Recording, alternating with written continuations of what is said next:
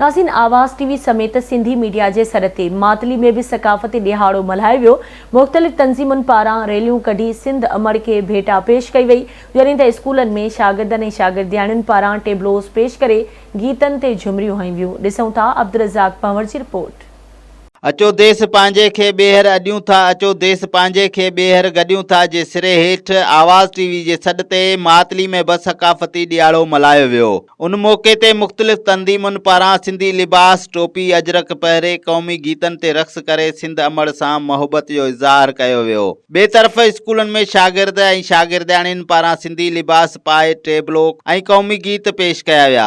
असां इहे जेके पंहिंजो प्रोग्राम कयूं था त ईंदड़ नस्लनि खे ख़बर पवे त असांजी सकावत कहिड़ी हुई, असांजी तहज़ीब कहिड़ी हुई, त उहे इन मां सबक़ हासिल कनि। हीउ जेको अॼु ख़ुशी जी लहर सिंध में हली रही आहे, उन ई सां गॾु असांजे मातली शहर में हली रही आहे। उन ई सां गॾु जेके असांजा साफ़ी ॿाहिरि आवाज़ टीवी वारा ऐं ॿिया जेके बि दोस्त आहिनि, हिन सॼी सकावती कवरेज करे रहिया आहिनि। सभिनी खे जीए सिंध, छो त हीअ असांजो ईद जो ॾींहुं आहे, निहायत ई असांखे ख़ुशी जो ॾींहुं आहे। सियासतूं कल्चर उहे अलॻि अलॻि जॻह ते हूंदा आहिनि, पर हीअ असांजो हिकिड़ो सकावत आहे, सुञाणप आहे, त असांजी तहज़ीब जा शुमार आहे। इन ई सां गॾु शऊर ईंदो, इन ई सां गॾु असांजो वक़ार बुलंद थींदो।